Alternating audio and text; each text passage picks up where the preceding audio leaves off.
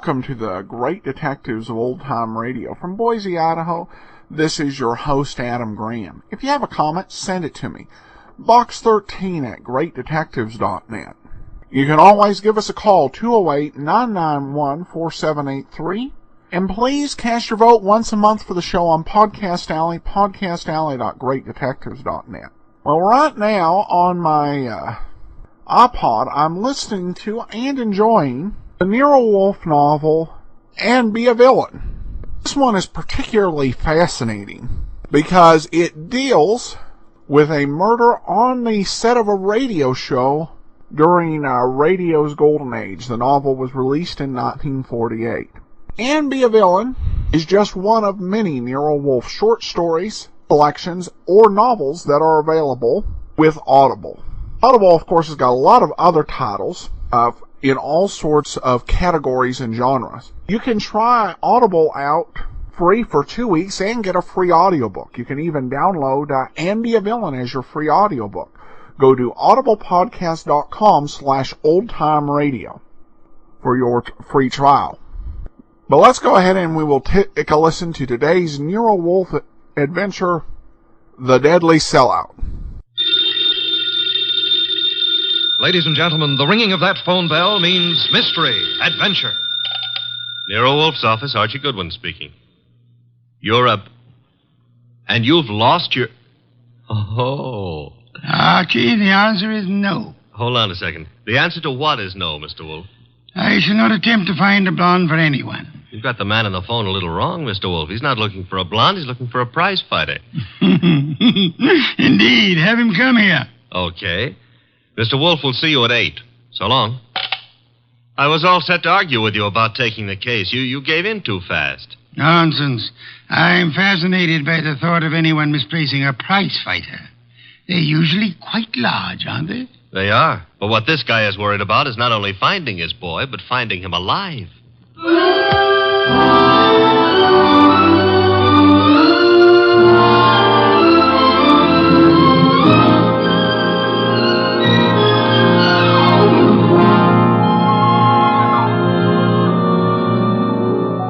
Ladies and gentlemen, it's the bulkiest, balkiest, smartest, and most unpredictable detective in the world. That chair-born genius, Nero Wolfe, created by Rex Stout and brought to you in a new series of adventures over this NBC network in the person of Mr. Sidney Greenstreet.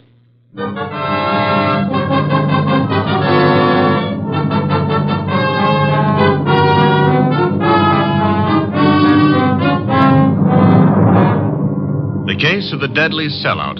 That's what my boss, Nero Wolfe, called it. And it almost meant curtains for the firm of Wolfe and Goodwin. But let me give it to you straight right from the beginning. Although you ought to know that it wasn't until it was all over that I knew the very beginning of it myself. It all started in the New York flat of one Brock Rainey. Yes? The name is Jerry Fay. I'm supposed to know you? Being a very good friend of Pepe Gatto's, it's time you got to know me. May I come in? Oh, sure. You've got a problem, Miss Fay? Pepe took a fall at the garden last night against a coffee and bum named Eubanks, right? As far as I know, Sister Gatto met his match. Please, Mr. Rainey, do me a favor. Skip the sausage meat. It happens I saw the $1,200 you counted out to him to take a quick dive in the first. You did? How else would I know? Okay, then here's my wrist. Slap it, Miss Fay. I'm a bad bull. Now, look, who's kidding who? I don't care if Pepe makes himself a few deals on the side. I should worry whether he gives those meat eaters on the benches a run for the ducats. What's it to me? If you're not worried, Sugar Plum, then neither am I. Also, I'm a very busy man. Not too busy to pay off, I hope. Pay off? To who? To me. For what? For keeping it to myself that you collected $5,000 from the Eubanks crowd for getting Pepe to take that dive. Certain people might not like to hear it. Miss Fay. Yeah? Drop dead. I don't think we understand each other. Which is just as well. Now get out of here. There's something Go, else. bimbo. Okay, Mr. Rainey. Have it your way. I'll go find someone with a more sympathetic ear. Someone like Lawson. Arnold F. Lawson. So long. Wait. Where does Lawson come into this? You asking is stalling.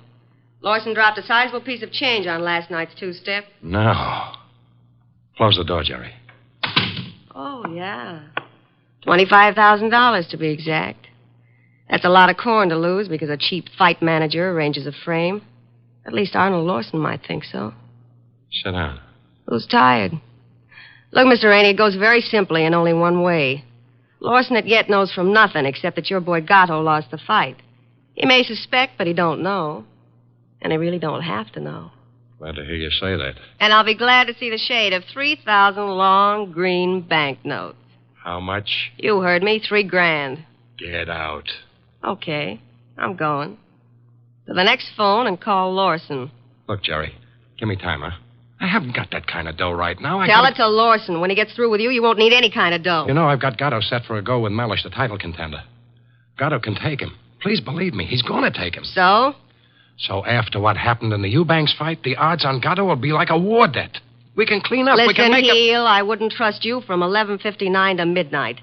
Get it up. Now. I'll give you 6 hours. After that, Lawson. So long.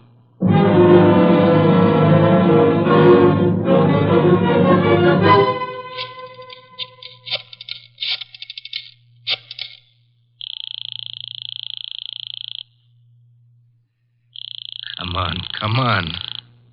Hello? Hello, Rainey, this is Gatto. Hiya, Pepe. Look, the boys dropped in on me at the office at Mindy's. Lawson wants to see me. What? Lost? Look, Bum, I'm the one with the cauliflower ears. You heard me. What do I do? Nothing. But... Don't go near him. Stay home. Let me take care of it. How? What do you do? I don't know yet, Pepe, but I'll find a way. How did he find out? Your girlfriend. What? She wouldn't do that. She hates the guy.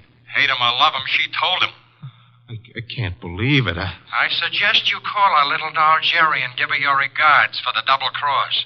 Meanwhile, stay put in your apartment. Don't move. But, Rainey... Hello?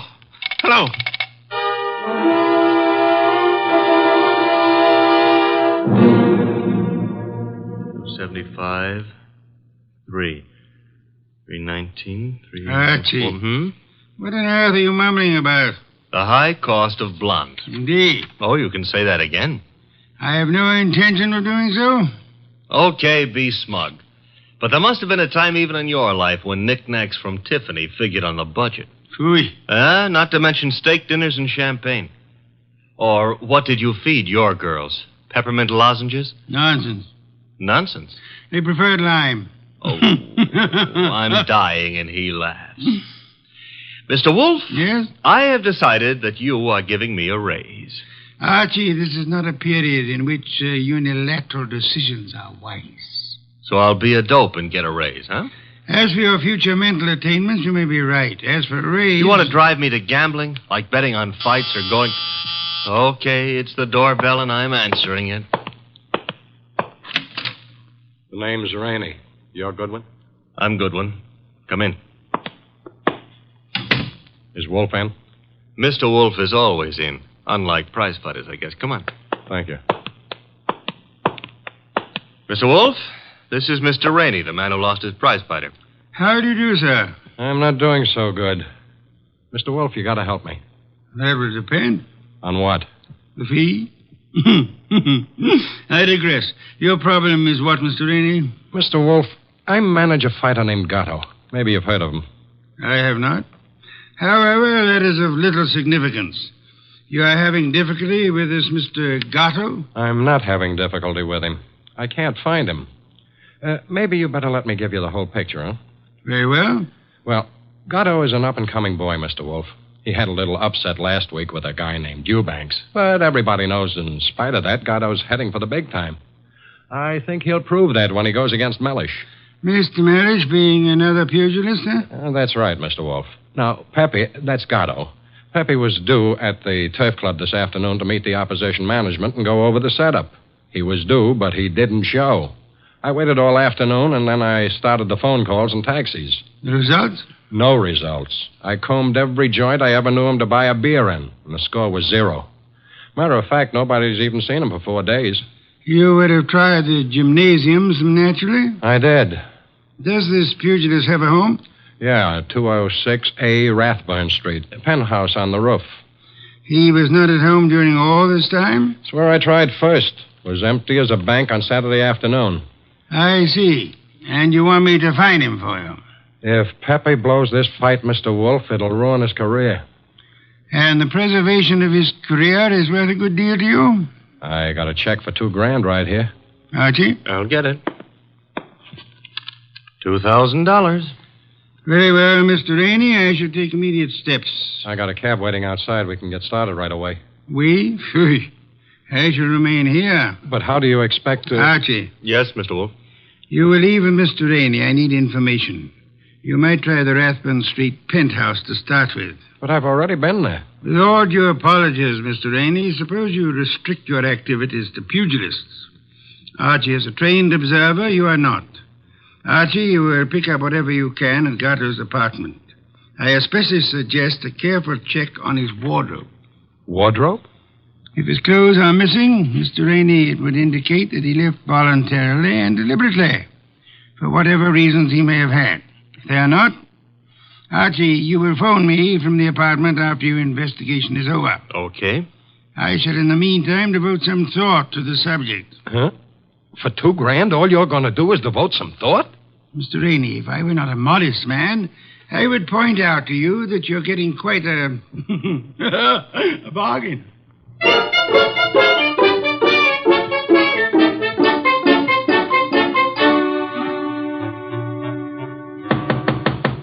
Gatto? Gatto? He's not here. I told you that. I was up here before. He left the door unlocked? I had a key. Guess I forgot to lock up after I left. Now, let's look around. Bathroom? Yeah. Empty. Nice penthouse. Is that a closet? Yeah. What do you think? He's playing hide and seek? Try it. Okay. Anything in there?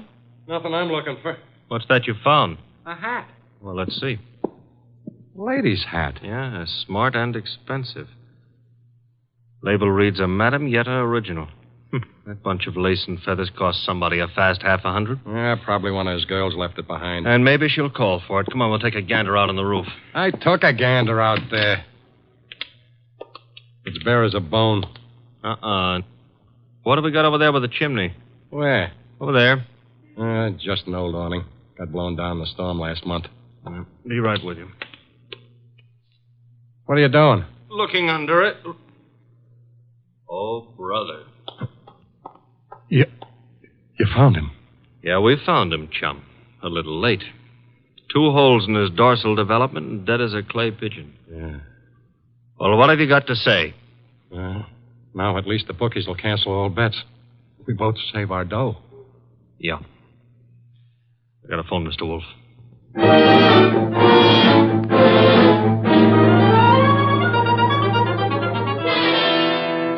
And there he was, Mr. Wolfe, under the old canvas awning. Where's the hat? Oh, this is it. That's it, boss. Snazzy number, no? Where'd you find it? On the floor of the closet. You're right, Archie. Frothy little bit of millinery, caprice. Have you any idea whose it may be, Mr. Rainey? I wish I did. You'll have to find out. Well, how, boss? The hat is an original. See, the label under the band reads a Madame Yetta original. Tomorrow morning, Archie, you will interview Madame Yetta. Yes, boss. And discover in your inimitable fashion for whom she made this chapeau.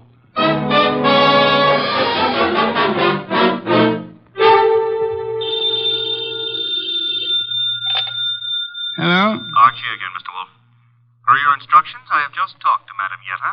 What did you learn? Madame Yetta tells me she made that hat for a Mrs. Lawson, Who is Mrs. Lawson? wife of an ex-beer hustler who's in the chips and puts on airs. Lives in the penthouse of the Bradford Arms. I was just about to hop a cab and go up there, boss. Good. Keep this up, Archie. And through sheer practice, you may yet develop a full-blown intelligence. Well, I'm trying, Mr. Wolfe. And after the Lawsons, I do what? Return here immediately and hurry.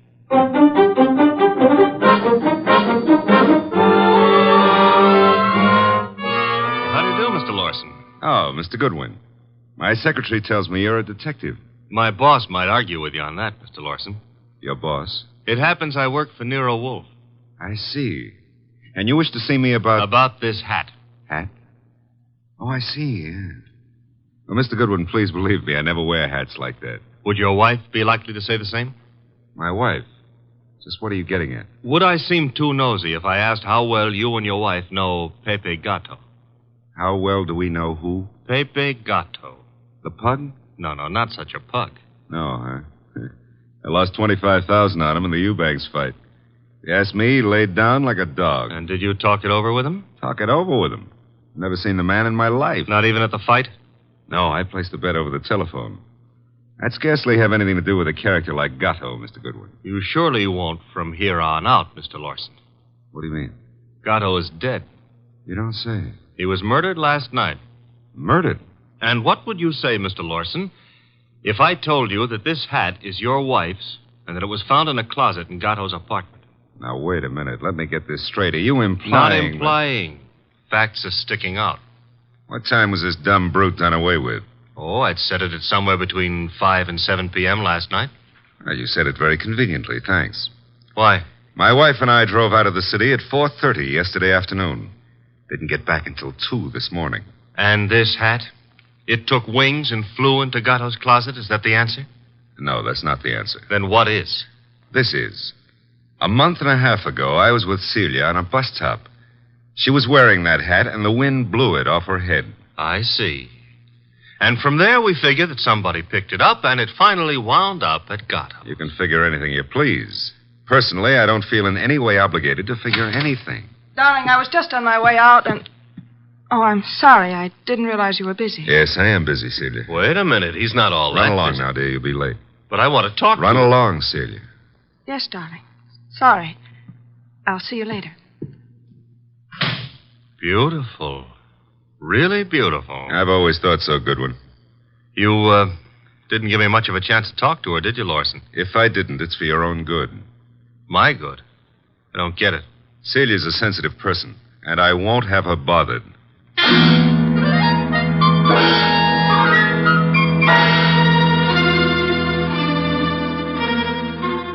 And do you mean to tell me you let him scare you? Let him scare me. Say, will you stop being so fearless with my life? The guy said don't bother my wife, so I didn't bother his wife. It was that simple. Apparently his wife was not blonde. Answer the phone, Archie. No, you answer it. Now you've hurt my feelings. Oh, well. Hello? I want to speak to Mr. Nero Wolfe. Mr. Wolfe speaking. Oh? Is it true that you're interested in the Gatto murder? Who are you, and how do you know he's been murdered? The second question is none of your business. And as for the first, call me Jerry. Jerry. How do you do, Jerry? Jerry. Where do you call? Would you like to come to an auction? An auction? You know, going, gone, to the highest bidder. And what are you placing on the auction block, Miss Jerry? A few facts. All in good condition and guaranteed to make it a cinch to snag the Gatto killer. Sounds promising. Only you'll have to bid against real money. May I have the address of the auction room? You'll have no trouble finding it. Your assistant was there last night. Where? The penthouse on top of 206A Rathburn Street. The big item goes on at 4 bells.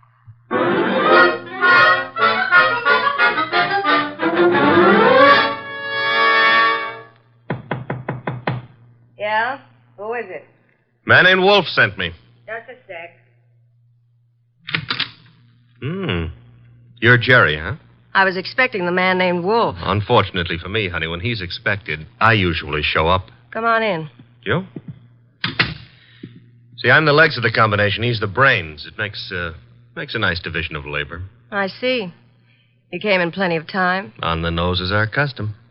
Where are the rest of the bidders? Any second now. Mm-hmm. How many besides me are coming? One. Small auction. But big action.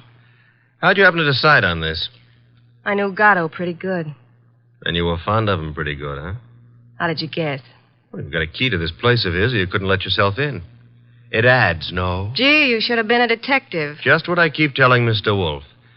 Look, tell me, Jerry, darling, this other person who's coming to the auction, who? The killer?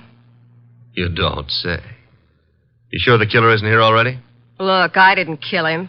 The story you would like me to believe is that you witnessed the killing, huh? Called the killer and Mr. Wolfe and said, come on, kids, you can get me either to talk or shut up, depending on who pays the most. That it? Something like that. Mm-hmm. Okay, prove you know what you're talking about. Who is the killer? Is it Block Rainey? Should also have your head examined, pretty boy. I talk for dough and only for dough. Not that I'm mercenary or anything, but... Okay, tell me this.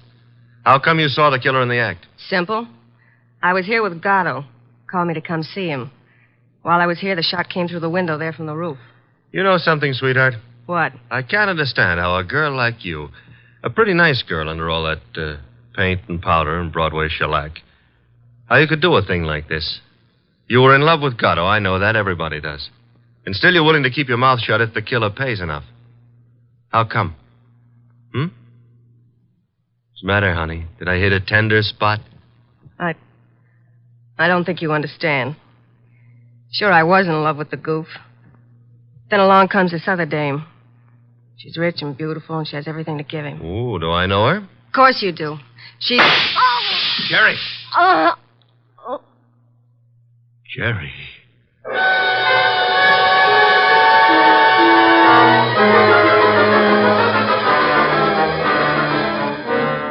She was just about to tell me, and then the shot came through the window from the roof, boss. It's a flat roof outside. You didn't, I suppose, see the murderer? No. I caught Jerry in my arms. By the time I laid her down on the couch and got out on the roof, the killer was gone. Get right over here and bring our client with you, if you can find him. Rainey? That's right. He has a right to be in on the kill. Okay, boss. But keep away from that beer till I get there. Don't be impertinent. I shall be busy phoning Mr. and Mrs. Lawson. Meanwhile, I want them here, too. Besides, one bottle won't do any harm.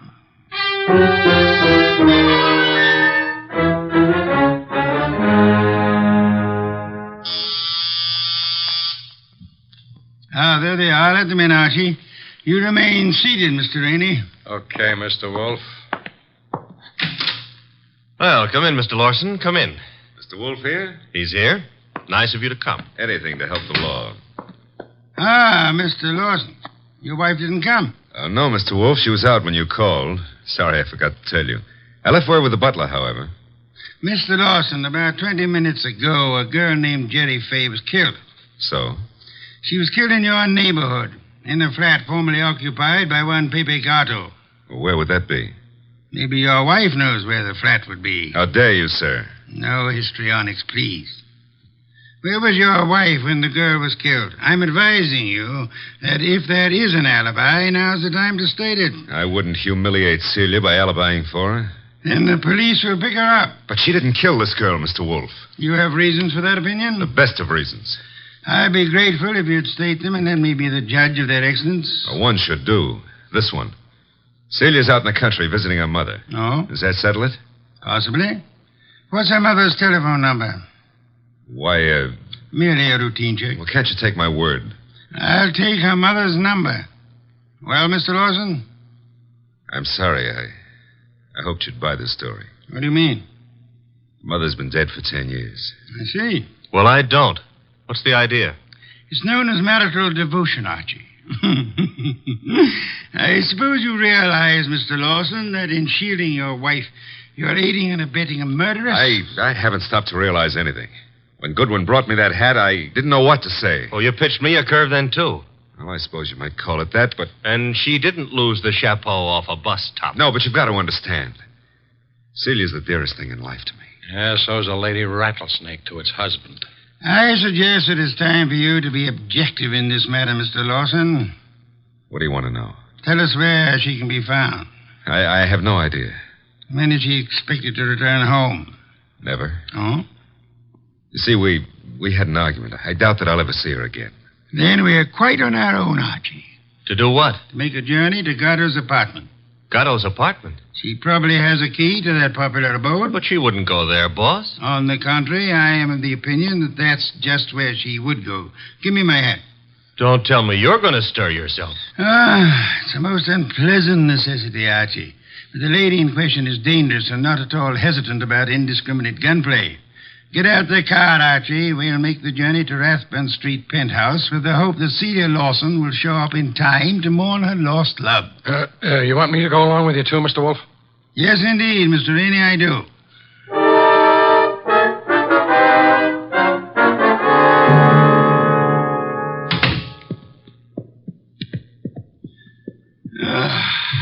I trust this chair will hold me.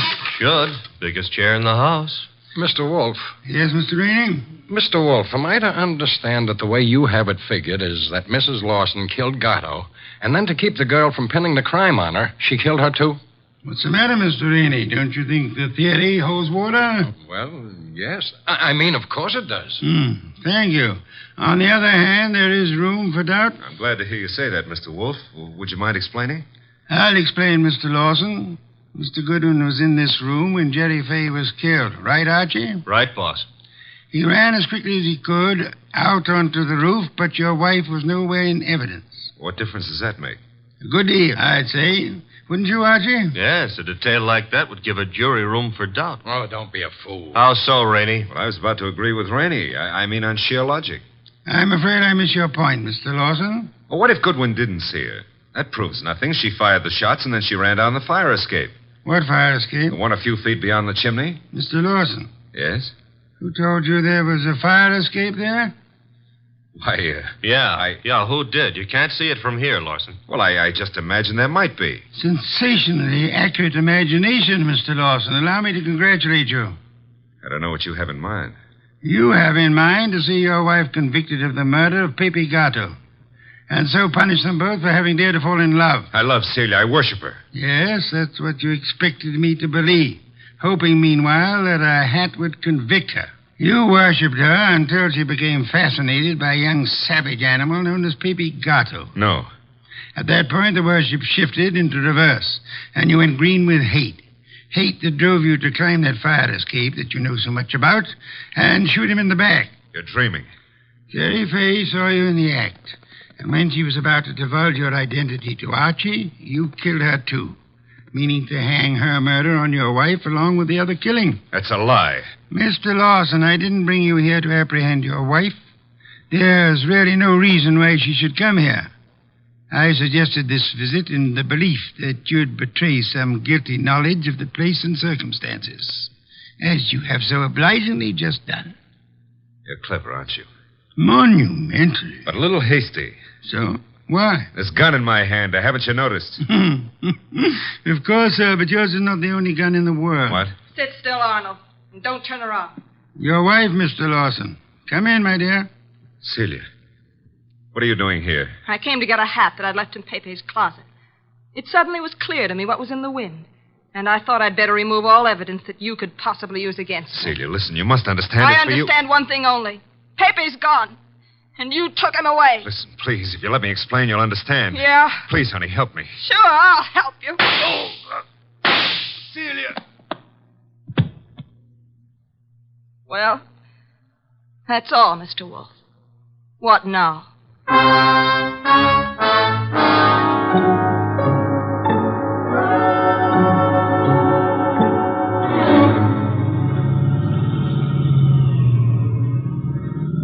Archie, why is it when you drive it always gets so crowded outside? Will it go tough on her, boss? Why not? She killed a man in cold blood, though she actually saved our lives while doing so. I hope that helps her at the trial. I hope so, Archie. After all, if she hadn't done what she did, what would have happened to the lobster bisque? What lobster bisque? The lobster bisque that Fritz is making for dinner. Hurry, Archie. It really can't be appreciated unless it's eaten hot.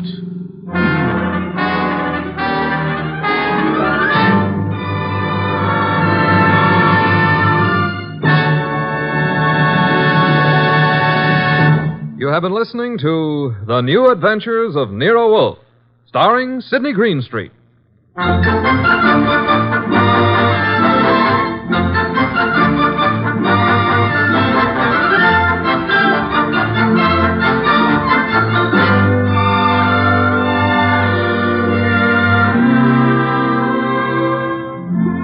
Tonight's transcribed story was based on the characters created by Rex Stout. This is an Edwin Fadiman program, produced and directed by J. Donald Wilson. In the cast were Larry Dobkin as Archie Goodwin, and Ann Diamond, Charlotte Lawrence, Gerald Moore, Don Diamond, and Eddie Fields. Next week at this same time, Nero Wolfe and Archie will bring you The Case of the Killer Card. Don Stanley speaking. 3 chimes mean good times on NBC. Saturday night is date night, and NBC has a lively lineup of music and fun to help your courting along.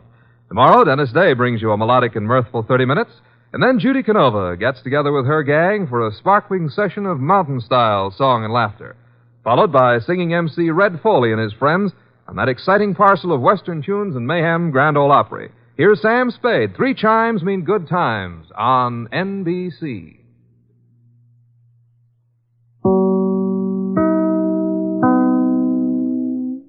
Welcome back. Well, I was a bit premature when I said that this was going to be our last episode last week with Larry Dobkin in the role of Archie Goodwin. I was reading off the usually reliable Digital Deli log, and as I had not yet heard the episode. So this was the last Larry Dobkin episode, and next week we'll have another Nero Wolfe, another Archie Goodwin, who was actually among this week's guest stars. One thing I will say is that I do think the writers probably taking Wolfe out of the brownstone too much. And this one probably had the least plausible explanation for him leaving. He was heading out, from what I could understand, because he thought there might be danger. It was kind of a moment for me. I guess one reason why they might be having him leave so often is it does show how the Nero Wolfe novels are different from other detective stories. You almost, in one way, have a divided detective. The body and the brain going separate ways, and the body reporting back to the brain. So it's quite different from other detective shows that they've had on the air. So there may just have been I don't know, maybe there's some discomfort about having every episode end with a denouement in the office. But other than that, this was a good episode. We got some comments here. This one comes from Wade from the app. I love your podcast. How about more Scarlet Queen and Adventures by Morse? They are a favorite of mine. Well, thanks so much, Wade. To be honest, I have seriously considered and wanted to do, as a bonus for the app and those who have the premium site, do the entire Adventures of the Scarlet, Voyages of the Scarlet Queen, series. I continue to think about it. My only question, I think, is time and also listener interest in that. Usually when I played another episode of something else, it kind of ties in to our main show. The reason, of course, Voyage of the Scarlet Queen was played was that particular episode was the basis for the Johnny Dollar episode. Adventures by Morse would be difficult just because you can't really play one episode of Adventures by Morse, because they're actually 8 serialized adventures. But I will keep that in mind if the time and opportunity arises.